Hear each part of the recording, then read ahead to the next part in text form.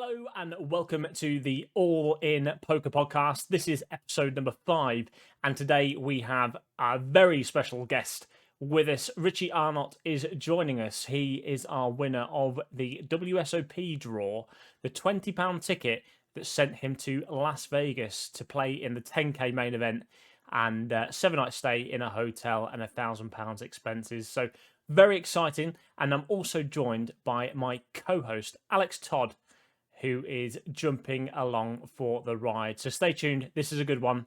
Let's go over to them. Alex, Richie, welcome in. Welcome in. This is episode number 5 now of the All In Poker Podcast. And we've brought you on, Richie, as our special guest, as you are the winner of our 10K WSOP main event seat, which is fabulous news. So welcome in. Welcome in. How are you doing? Yeah, very well. Thank you. Thank you for having me. No problem at all. Alex, how are you?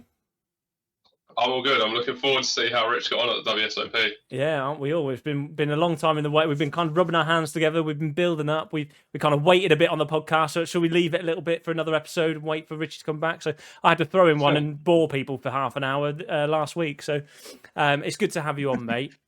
But of course, and what we do with every guest as well is we want to just talk about the journey that you've been on, and a bit more about you before we actually go into what you've done with the all in event stuff. So, Richard, just tell us a bit about yourself, what you do for a living, and how you came to sort of be involved in poker, and what got your journey started. Yeah, no problem. So I work in software sales. Have done for probably nearly 10 years now, and based in the Northeast. And poker has been probably a hobby of mine since I first got into it at university. I think when me and my friends saw there was a free roll advertised at the local casino, we used to take ourselves down there, have a bit of a laugh, and never ever make the break. And from there, sort of just developed a love for the game, to be honest, and played local events, then played online over the last few years, and probably over the last 4 or 5 years, started taking it a bit more serious. Whereabouts are you based in the UK? So I live in Sunderland. And grew up like County Durham area, but I've lived in Sunderland for quite some time now, studying here. Is it an important question? Are you black and white or red and white? I am black and white, so I live dangerously in these areas. Oh, wow. Very good. Mikey Walton would not be impressed. He is not impressed. Oh, excellent! No, that's good. That's good. And so, in terms of your sort of poker history beforehand, then have you had any big wins? Have you come across what's your stats so far? So, I think when I first started playing, just played the local tournaments and just had felt like I had a bit of a knack for it. Maybe got lucky a few times. Maybe ran pretty well in the local tournaments. Sort of took that to playing online. Probably just started off just playing around like $11 ABI, had some success on party poker, and then moved up to play like an ABI of about just under 30 on Grosvenor, and played that for some time and had some success, and sort of started making money, winning on the side from work. And then from there, I just continued playing local tournaments, and then started jumping in I suppose what's used to be like what is now the G200s, 300s. Mm-hmm.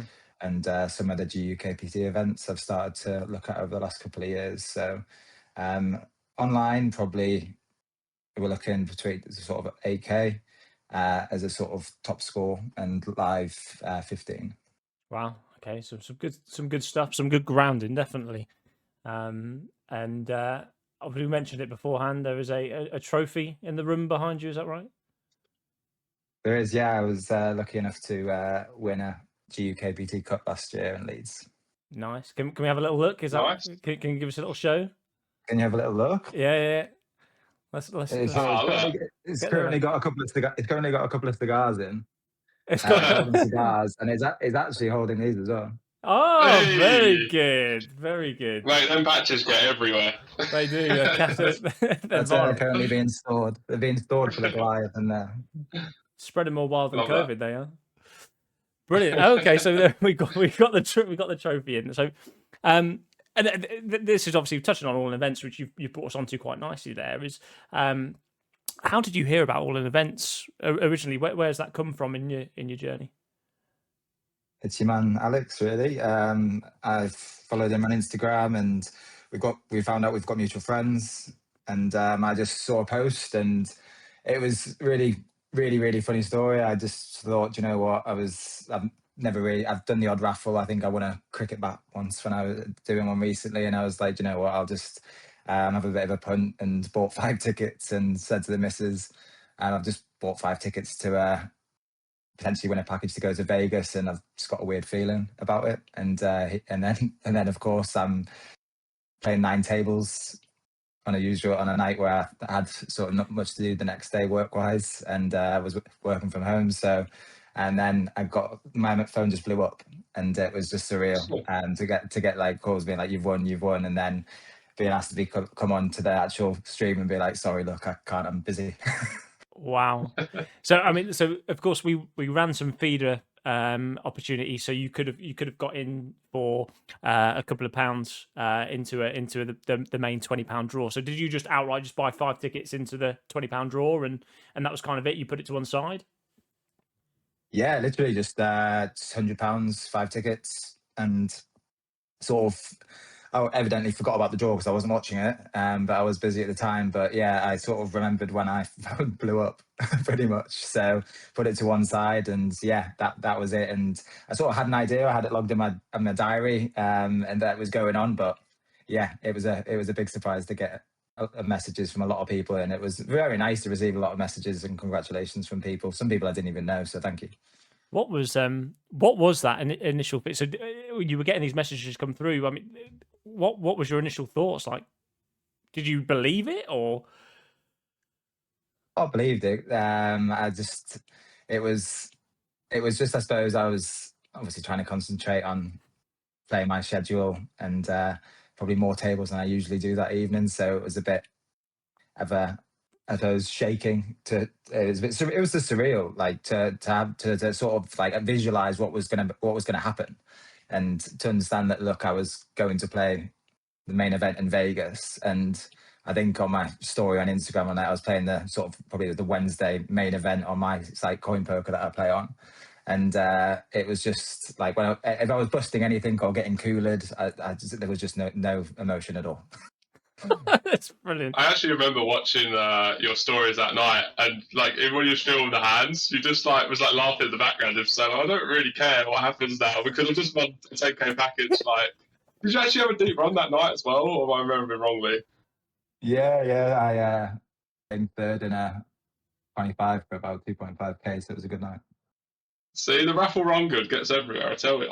That is absolutely brilliant. And I think I followed you that very same night, and I think I remember seeing the stories now as well, because I was very keen to like jump on and see like, oh, who's this guy who's won the big ticket. So obviously you mentioned to you that you told the missus you bought 5 tickets. What was her reaction when you told her that you were off to Vegas for 7 nights? The real was just, obviously, I told her before I bought the tickets, I said, look, if I win, you can come. And he was obviously ecstatic. She was obviously never even dreamt of going to Vegas herself, and like she was just sort of, I suppose, as anyone would think of, like, yeah, we've got an amazing holiday to go on to, and somewhere new to go and explore together. So yeah, it was a good celebration for both of us, really, because it's somewhere that would put, I suppose, anyone out the comfort zone, really, after you've been there for the first time. And for someone who's like my partner's not interested one bit in gambling or poker, so for her it was Las Vegas. What's it going to be like? But as soon as you explain there is so much more to do in Vegas than gamble, like shows, etc., places to see and go. Yeah, she was absolutely ecstatic. Excellent. What did you, outside of poker, what did you get up to in your time in Las Vegas? What sort of things do you do? Things that I mentioned, I guess. Got some obviously good advice from like Alex and friends of stuff we could do together, and stuff that she could do when she was on her own. So there was a couple of shows we went to. So we went to see Cirque du Soleil. We also went to the Sphere, and we explored pretty much most of the hotels. So looking around those, looking around the shops, bits and pieces, enjoying time just relaxing at the pool.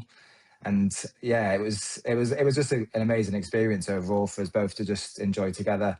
And there's nothing, and one of the beauties, I guess, when you bust the tournament whether it be, I suppose, any form of it. If you've got someone there who you care about to go to and spend time with, then it's all good. And plenty of nice meals. Have you turned her into a degenerate gambler? I have not, but if we did manage to get her on the slots, and she did enjoy it. And I did find her that she messaged me saying that she was on the slots on her own while I was playing poker. So yeah, maybe a little bit. That's dangerous. That is. Mate, them slots are addictive. Because like I've never played slots before. Mrs. never played slots, and even when we go to Vegas, we're like, oh, go on, let's put $20 in. Like they're pretty fun.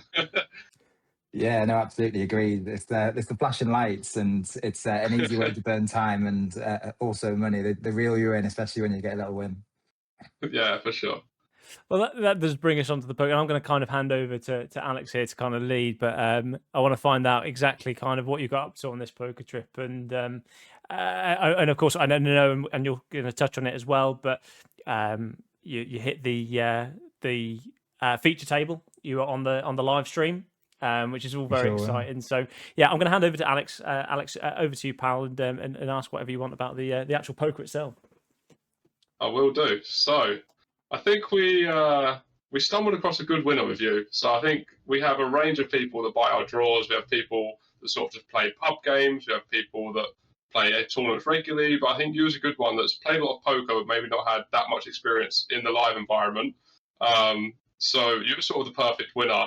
And when I first had the call with you, I think we spent about an hour on the phone just giving you a bit of advice for Vegas generally, and then more specifically about WSOP. I could quickly tell that you was someone that had a good chance of like going well, and you seem pretty confident about the whole thing, which I was surprised about. I feel like a lot of people, if they got the opportunity, would be like, wow, this is really daunting. But I feel like instantly I could tell that you was just ready for the challenge sort of thing. Would you say?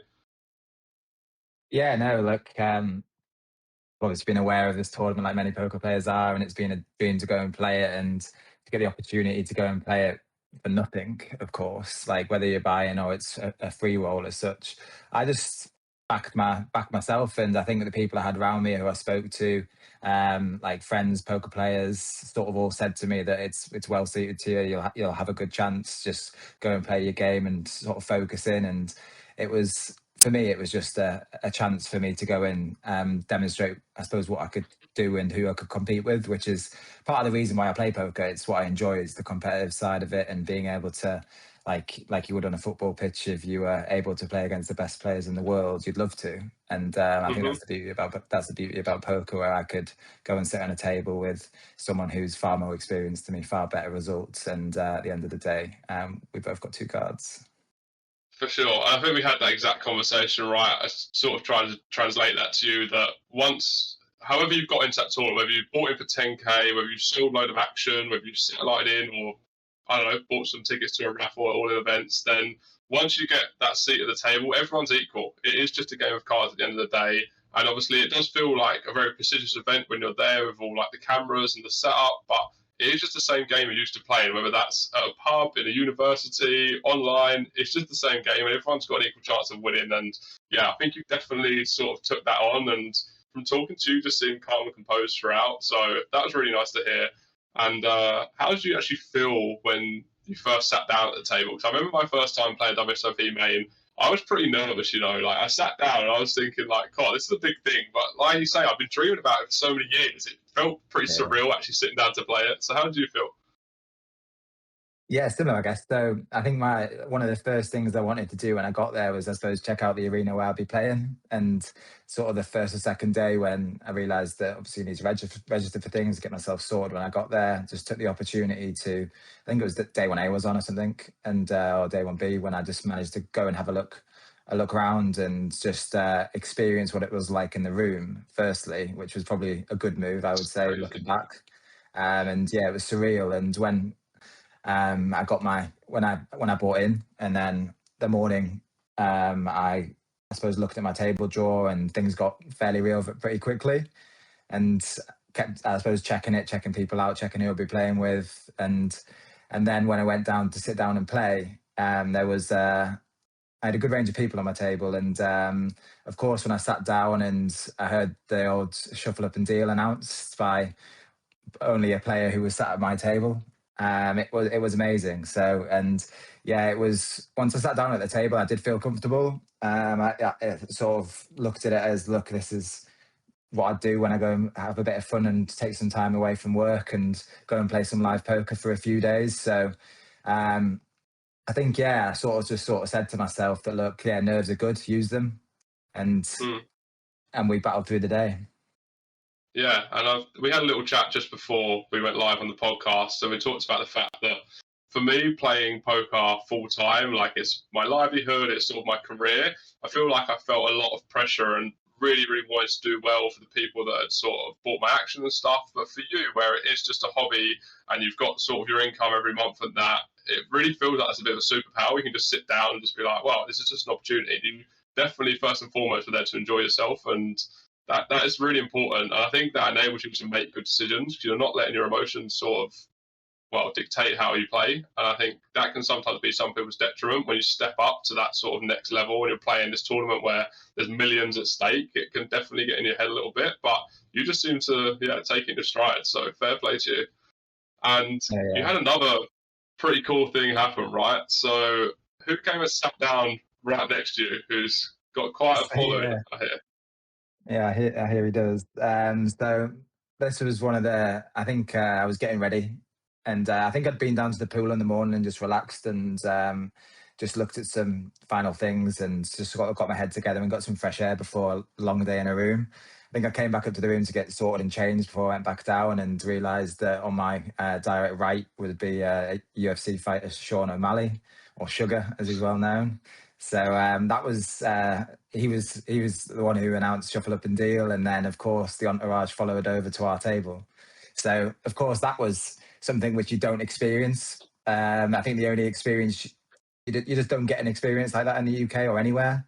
For the main event where you're sat on a table with the person who's announced it all, and of course every single poker reporter wanted a piece of that, wanted a picture, wanted a video, wanted to see how the first few hands went. So we were surrounded for probably the first half an hour, probably the first level, to be honest. And I think it was after the first level we sort of announced that, yeah, look, you're going onto the feature table. So that was probably the first time I sort of like big gulp. Yeah, I can imagine.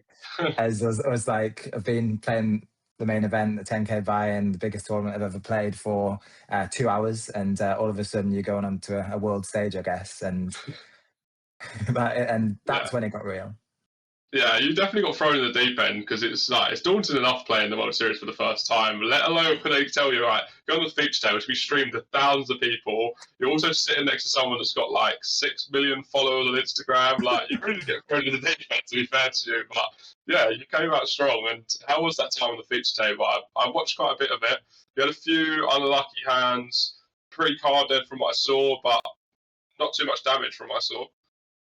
Yeah, so I think the first level went really well. I think I did I had some good card distribution in the first level, and also when I had a couple of people who were quite aggro on my table, and just took the opportunity to, as sort of I suppose recommended by people, just 3 and 4 bet big, and sort of took that line and got a few bits too. And I think I chipped up to about 76k in the first level, so it was a great first 2 hours. And sort of, I was probably second chip leader on the table when went to feature.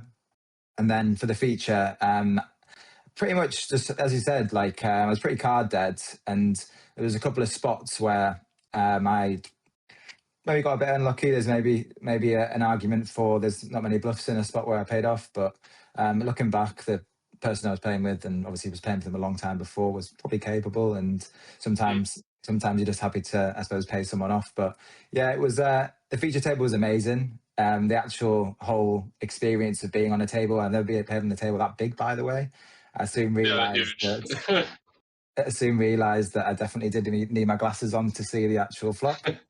But it was surreal. Obviously, we had Daniel Negreanu across on the other feature table from us. He popped over and said hello to Sean, and I think our table was in good spirits throughout it. So we had a good mix of people. We had Americans. We had the chap next to me who was from Macau, but also half Portuguese, and we had a Russian on our table, which was quite fun because the Americans were calling him Drago all day. So it was a good laugh. Yeah, I think that's something also unique about the World Series, not just the main event, but all of the tournaments. You do just get such a mix of players, and there's players from all walks of life. There's businessmen, there's full-time players, you get celebrities, you get sports stars, and it's like you don't get that with every other tournament. You might get the odd sports star or celebrity, but like they're out in force there, and even just the big names, like when you're just walking down the corridor and Phil Ivey walks past you, or Negreanu or Helmuth, it's like these are people we've been watching on our screens for years and years, and like when you just walk past the corridor, it's like, okay, like I've sort of made it as such. Like just being able to walk the same corridors as them, I think is really special. I know it was for me for sure. Yeah, it was absolutely like it was surreal. Like you walk past people, and people have watched on YouTube, watching big tournaments for a long, long time, and be in the same tournament as them is like it's a dream come true at the end of the day. And to be able to get that opportunity and realize where you are, what you're playing, and I suppose how momentous it is. It's by far, and it's a tournament that once you played, you definitely want to go back and play it again. Oh yeah, definitely. You're gonna get the bug. You're gonna be so in action next year on your Instagram. I can see it now. Round 2, I'm trying again. Who wants a piece? I can just see it. Do you have any plans to now you've gone and done Vegas and played the World Series? Has it given you the bug to go and want more? I've definitely got a bit of the Vegas bug. I definitely do want to go back at some point, 100%. I do like a relaxing holiday as well, where maybe beach and stuff like that. But yeah, absolutely. Like there is 100% plans and intentions to go back and definitely play a lot more poker there as well. Like generally, just get that opportunity to maybe play a few more events, which are around probably my comfortable buy-in range as well. Maybe just go and play and definitely sell some action and try to play some bigger events. And yeah, 100%. It definitely won't be the last time I play the main event. So yeah, that's the thing you find about Vegas as well. Like the equivalent buy-ins in the UK, say like a £500 comp in the UK is like a $600 comp out there. The fields in a $600 comp are like unbelievable compared to a 500 in the UK. So like, if you're comfortable playing a £500 or a £300 tournament in the UK and you go and play the same buy-in out in Vegas, you're just going to be one of the crushers at the table. And it's like, it's sort of unique where I don't know many other places where sort of the standard is so much lower comparatively for the same stakes. It's like it is a really unique, especially at that time of year when you get so many people traveling in, so many tourists. Like you will just find that the games you usually play and the stakes you're usually happy to play, if you go and play them out in Vegas, you just feel like on every table you sit at, you're one of the best players. Which, to be fair, my results in Vegas haven't been very good the last 2 years, but there's a lot of factors to that, obviously. And it is a bit of a zoo sometimes. It does take some adjusting to playing in Vegas, especially playing with the Americans. They take some funky lines. They don't like to get 3 tricks of value in their hand sometimes, so you can get unstuck. But yeah, I think if you've gone and done that, you've sort of tried and tested yourself at the sort of highest level. And now everything after that is going to feel easy to you. Even when you go and play in the UK and play a 1K now, it's like you've gone and played the 10K tournament with like these massive personalities, players that have cashed for millions and stuff. So like anything comparatively now will just feel easy for you, I feel like.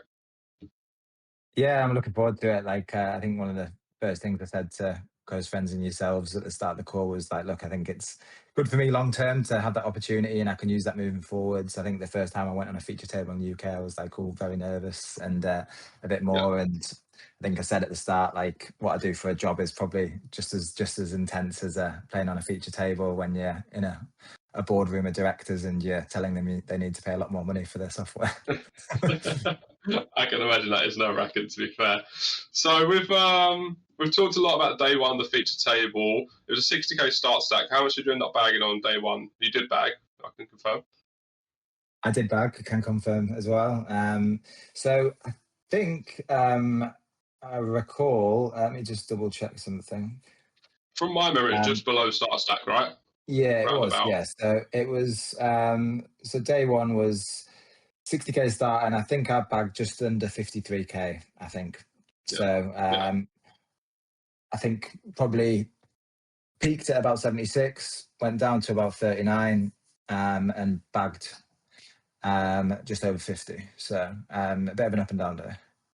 Yeah, I feel like quite often you see people bagging around about start stack. I think that talks to the structure of the tournament, and just a lot of people are just there for the experience. They're not trying to have massive swings on day one. It's sort of just like a bit of tit and tat, like just passing chips around. But to be fair, if you're stacking down to 30 something and up 76, you do have a fairly swingy day in general. and ended up obviously bagging around start stack. But obviously, Reg is open for quite a while into day 2 anyway, so it's not like they're still quite early on into the tournament, obviously. How did day 2 go? I feel like, from my experience, day 2 feels quite different. It's like day 1 is sort of like getting just the feelers out there, and day 2 is like, hey, we're playing for serious now. Like this is when it really matters. So how did you find it on day 2? Yeah, I think from speaking to people, they like after and just on the morning, like I think day 2 is seen as like, again, it's another survival day, but it's it's a very, very important day, which is building towards day 3 and day 4, which are the real action days. So it did feel a lot more like once you'd been there and obviously done day 1 and got that experience, and like any day 2 I've made, it's sort of then it's real game time. Like I think the longest tournament I've played and had a good run in's been 2 days. So it's, for me, it was to, I suppose, reset and go again, and essentially have a whole new table. Yeah. So and I think you do actually feel the difference though. Like on day 1, everyone's like, "Where are you from? Oh, what's your background?" Like chatting to that. Day 2, it's like headphones in, sunglasses on. Like I feel like you do just really notice the difference as soon as you get there. No, definitely. And my table was a lot like that. I tried to loosen up the table, to be honest, and got chatting to a couple of people. There was a nice older gentleman who was sat with his small dog for day 2. So he did loosen up the table as well. People sort of opened up a bit, but yeah, I definitely had a much tougher table draw for day 2. I think any table draw at the main event is going to be challenging. As much as people may say that you've got an easier table than having 8 other pros at your table, I think anyone's capable in that tournament, definitely. Yeah.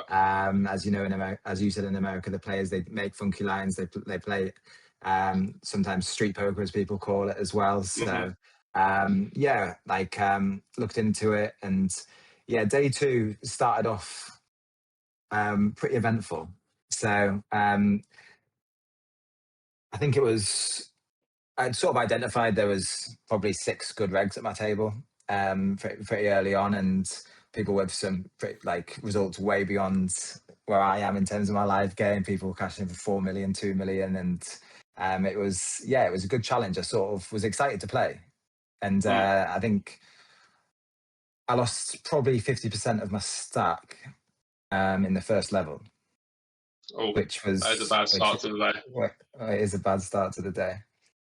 And I looked at it after and sort of thought, well, there's only one way I really probably win the pot, but there's lots of ways I'm out the tournament in this hand as well. I picked. There's probably, if I 3-bet pre, I'm out the tournament. If I 2-bet the flop, I'm out the tournament. So it was a spot where under the gun raised, and I was probably still around between 50 and 60 bigs effective with jacks.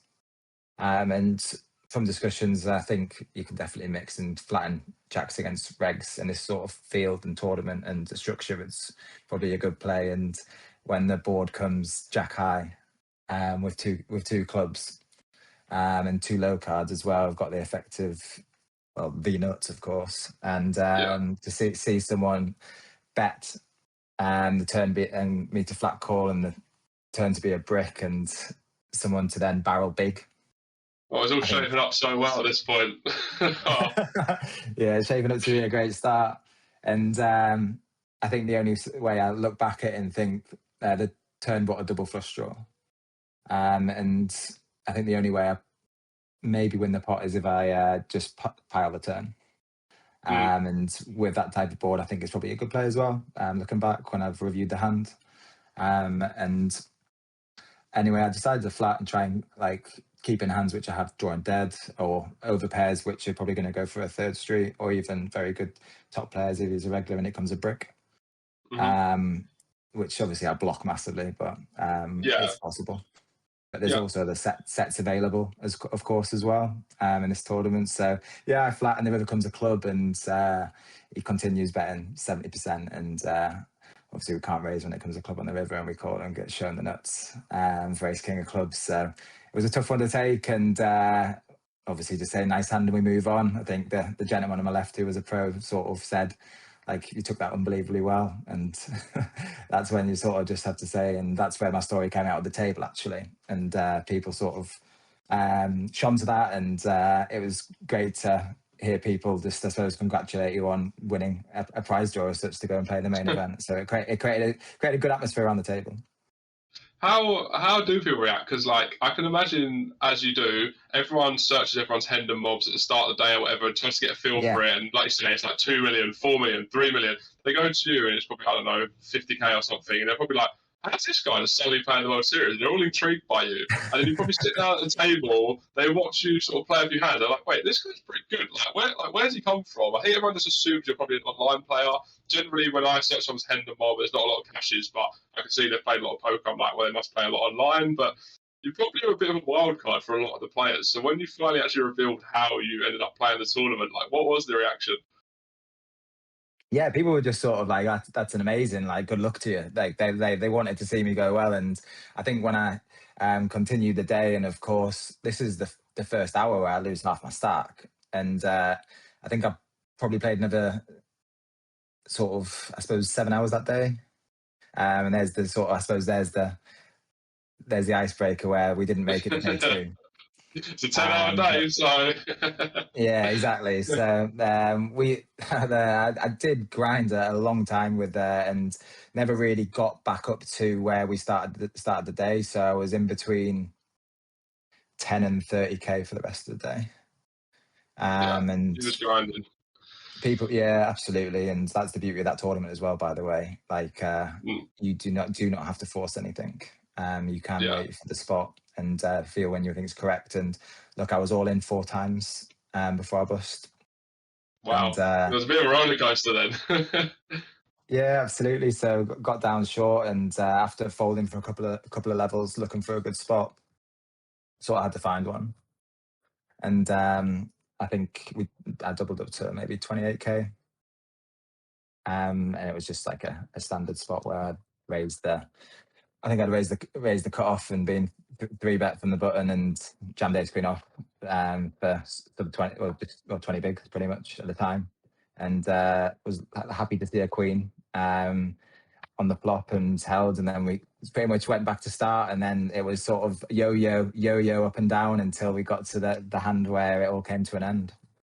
You say standard spot, and it is a standard spot, but when you're sitting there as the World Series main and you're about to 4-bet send your ace queen, there is just like in the back of your head, you're like, "God, this could be my time." Like I remember the first time I busted a flip ace king against jacks, like back end of day one for like 80k. And normally it'd be like, wow, just like 4-bet sent ace king suited, like standard. But in the back of my head, I remember thinking like, oh, should I have just flayed? Or like you get in your head because it's just such like, it's just you just don't want the experience to end, right? That's why them spots become so much more meaningful. They are standard in terms of theory, but when you're actually sitting there, it's like, like this is my time, sort of thing. But yeah, you have to take your chances. You can't just like fold your way in. You've got to take your spot when it comes to you. I think you actually found a really good spot in the end. The final hand. What was the final hand? I think what you're saying is totally correct. Like it was when I got 3-bet, like min 3-bet, I was very much heart sunk, but I was like, look, I know what decision I need to make. This is a good player. Like he's going to be doing it worse. But yeah, we got to a blindy blind spot where it was actually bust. So I think the blinds, I think I had sub 20 bigs, and the guy who I knew was my like perfect opportunity to double at the table was in the small blind, and the lovely gentleman businessman bought in on day 2. And of course he did. just flew in and bought in day 2 because he was busy and couldn't make it. I think he said he had a barbecue to attend, so he couldn't play day 1. More important things than playing some measly 10k, hey? Yeah, but an absolute gem throughout it, and I had the spot where I think he limped, and I had ace 10 off, and against this particular player, I just didn't think inducing a hand like against a better player, I might have tried to induce a worse shove, but I just sent ace 10 off in, and got snapped very, very quickly where your heart does sink. Like instantly snapped, like quicker than I've been snapped when people have had aces. And literally, so I was just thinking, hopefully I've got 3 outs. And little did you know. Little did I know that he'd snapped me with ace two of clubs, and and pretty much seen a flop come, which was, I think it was 7-eye with 2 clubs, and I just look at the player who I've been having a laugh with for the day and just went, and did not look at the turn, and then the river came a 2, and he went to me, "Oh, nice hand," to me, and I said, "You don't realise you've won, do you?" Literally, he's looking for the club, isn't he? He's looking for the club. he's looking for the club, and little did he know that he's rivered us 2, and that was it. And obviously your heart sinks at that moment. And but no, I think overall with my day 1 and day 2, I probably like anyone, you probably look over hands and see how I could have played them different, a bit like I talked about. But at the end of the day, it's very small margins, and it's definitely not a mistake, I would say, how I played it. There's just different ways of playing it, I guess. So no, look, it was the dream come true, and to bust is obviously gutting, but to have a run where I've played 17 hours of poker in a 10k main event for absolutely nothing, can't believe how fortunate that is. I never expected that to happen this year. Mate, I think you've done unbelievably well. I've played it twice. I busted the end of day 1 first year, and then the middle of day 2 the second year. So you've gone further than I have, and I'm meant to be the full-time poker player, and you're the businessman in this scenario. So yeah, no, I think from every time I spoke to you and the hand you was posting, you was in the zone, you done what you could with the cards you got dealt, and if that river didn't come 2 and you double up there, who knows? You might have bagged for day 3, got a run, you might have cashed it. Who knows what could have been? Then it's yeah, you can't focus on that too much. But yeah, it's all about the experience, and you've got a big smile on your face, so that tells me that it's fun memories regardless of that deuce on the river. And absolutely. I've played enough. Hopefully we'll see you again. Yeah, I've played enough hands of poker to realise that sometimes you don't win with the best hand. It was class. That's simply with pure class throughout. The actual experience, how I got there, the service I got from all in events as well. I couldn't recommend it anymore, and I'm sure I will definitely be going back to play it again. Absolutely no doubt. And I'll just try and beat where I got first time, and just enjoy it just as much. Even if there was money on the table, it's the same tournament, it's the same decisions, and you just play your game. 100%. That's a great outlook. And this whole, obviously talking to you beforehand, talking to you today, is music to my ears. And although Leon isn't on this call, who sort of created all in events, I know he'll be so fond of hearing all of this, because this is exactly why he started all in events. We want to create opportunities for everyday poker players to go and play on these big stages and get the experience that you've just got. So hearing how well it went for you, obviously you didn't cash or have that deep run as such, but it's not about that. It's about the experience, and it's getting to go and do something that you would never just stump up 10k and go out to Vegas and be I'm just going to try and convince your missus of that. I'm going to play this 10k tournament. I'm just buying in, love. Exactly. It's not a thing. So this is exactly why we do it. And I'm ecstatic to hear that you had a great experience, and that potentially you'll go again in future. And keep your eye out for future draws. Obviously, this year we sent one winner, yourself, to the World Series. We've got very big goals. We want to send as many winners as possible to all of these tournaments. I don't rule out that we'll have multiple winners at the World Series next year. We'll run multiple different levels of packages. So, there's plenty more to come from all in events. And, I've really enjoyed hearing your story. I'm sure Adam has got a few questions. He's been patiently in the background, listening away. I'm sure he's got a few. I'm on edge. No, honestly, you've covered that really well, Alex, and it is an absolute pleasure to have you on, Richie, and for you to share that story with us, which we're really grateful for. But what is next for you? Where are you going from here? Are you joining us at the Goliath? That is a sort of a key question. Triton. No, Goliath. You're in 10k rank now, mate. You don't play the Goliath. 10k's and above. No, look, I've been to the Goliath a handful of times. Probably twice. That's nearly a handful. Small hands. Small hands. So it's a trip I've made with a close group of friends a few times, and it's always a good laugh, good social, and of course a tournament where you can have a big ROI. So I'll be down there towards the end. My boss is he signed off the Goliath before he signed off Vegas, put it that way. So I managed to keep it in the diary. But I get it, like anyone who's in full-time employment, holidays are few and sparse, and if you use them all also, it doesn't go down well. They're all used for poker.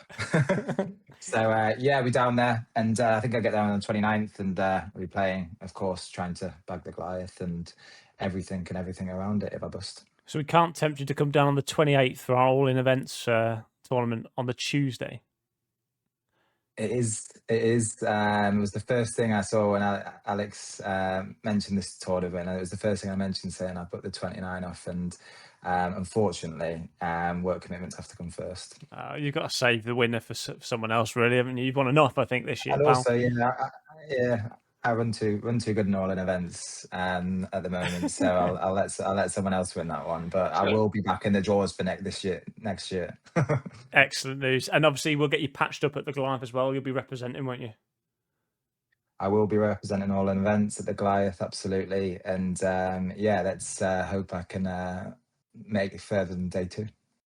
Fingers crossed. We talked about the superpower as such when you go and play a tournament of that level, and then you come back and play everyday tournaments. I wouldn't rule out you having a deep run at the Goliath. You watch it, you'll just be there. Like, I've just gone and played a 10 cam, now I'm playing a 200. Like, no one can come near me. I can just feel it. I can feel a deep run coming. Yeah, me too. It's about time I had one in it. This is me thinking, when you sit down, just subtly drop it into conversation. When I was playing in the 10K the other day. Just drop it at the table. People are shit themselves. They're going to know what to do with them. They think, "Fuck, who's this big guy here?" That's what I would do personally. Anyway, that's how I just put fear into my opponents. Yeah. Like, well, I was playing the 10K the other day. As I put on for today, I'll be wearing the WSOP 2026. Yes. Which, by the way, the WSOP shop and the Nike stuff is very expensive, but it's worth it. Yeah. So yeah, I'll be there representing, obviously winning the WSOP thing for the all-in event. So I'll have the jacket and the badge on and be full kit. Beautiful. Love that. So you're not taking that off since you left Vegas, I reckon. You just went to WSOP everywhere now. It's been hard to get out of it for work. And Richie, just for our listeners as well, where can they find you on social media, mate? Where are you posting? Because I know obviously you update stories when you're playing online and things. Where can they find you? Yeah, no, absolutely. Yeah, so just Instagram. Very social media. I suppose that's not the right word, but pretty much just have one form of social media. So we just have Instagram. So it's just Richie Arnott, simple as that. First and second name, and yeah, it's a page which I suppose originally had as just sort of my personal, which I've sort of turned into a sort of a hobby page. So tend to just do posts on wins on there, or anything special like an all-in events win. But then, yeah, stories. So like if you like watching poker stories and like to see maybe what decisions I make, then yeah, follow along. And I always try and make it a bit of a laugh as well. So it's always in good spirits, whether I win or lose. Excellent. Well, Richie, he does really good updates, I will say for myself. And we've got quite an engaged community with all-in events, and I bet a lot of them will be following and seeing sort of what you go on to do now. Just you feel like part of the family now, so I wouldn't be surprised if you get a few people following you at the Goliath and stuff. So yeah, it's exciting times.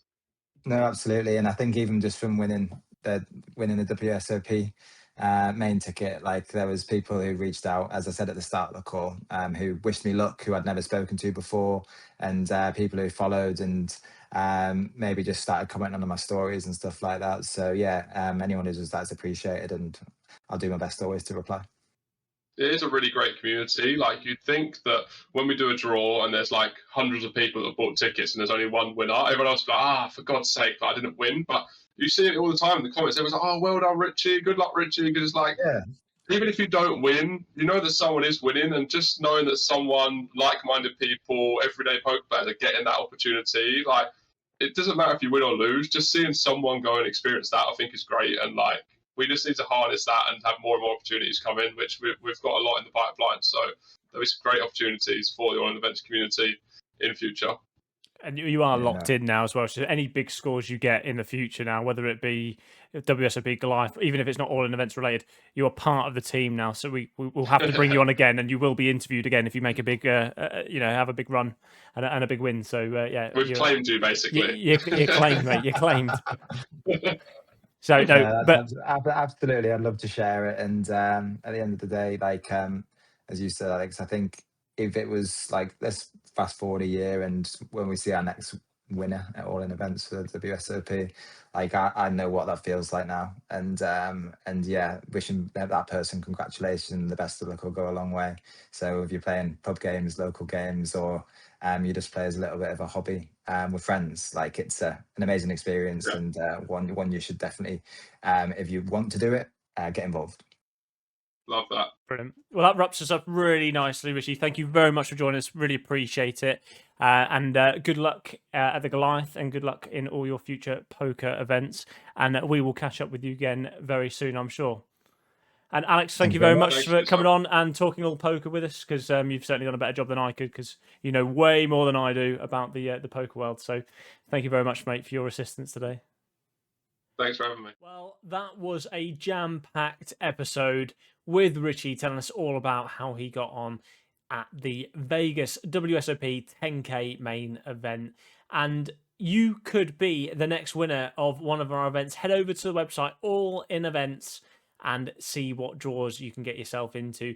As Alex mentioned, there's going to be plenty more in the pipeline. Next year, who knows, we could be sending 3, 4, 5 winners to the WSOP, and it could be an amazing year. Could be an amazing year. We could have a winner at the Goliath.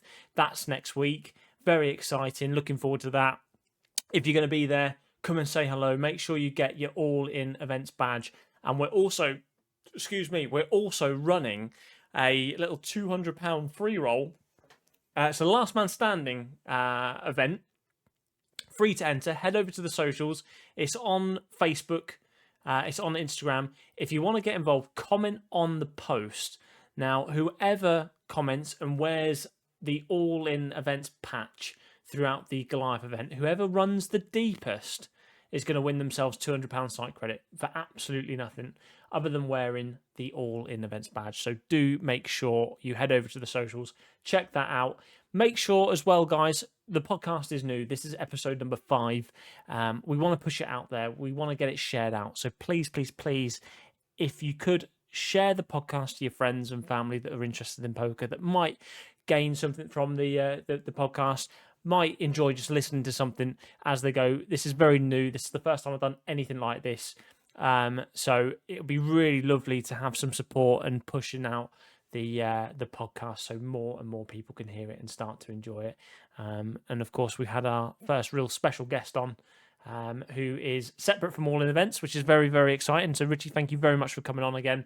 And I know I've said that before, but I want to just reiterate, really appreciate you sharing your story with us, as one of the winners firsthand who have experienced what it's like to win with All In Events. And next up, we have got Paul Worsley coming on. That's going to be in the next few days. I'm going to be getting that recorded, and we may well release that on the week of the Goliath. So stay tuned for that. I'm going to get that organised. That's very exciting. Although he's not an All In Events winner, he is a Goliath winner, and next week is very much all about the Goliath. So good luck to everyone who is going to be playing there, and I will see you in the next one.